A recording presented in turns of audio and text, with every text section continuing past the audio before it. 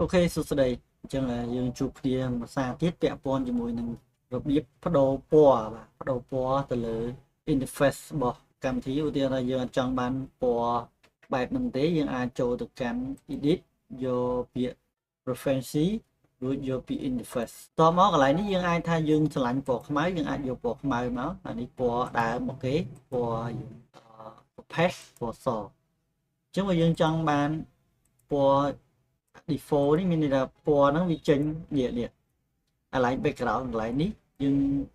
បដូរមកវាចេញពីពណ៌ប្រផេះទៅជាពណ៌ blue ពណ៌ខៀវណាហ្នឹងហើយយើងអាចជ្រើសរើសបានឆ្លាញ់យកបែបម៉េចយើងយកបែបហ្នឹងវាអូខេហ្នឹងអញ្ចឹងកន្លែង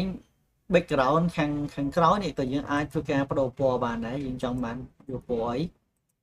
បាទយកពណ៌ហ្នឹងមក custom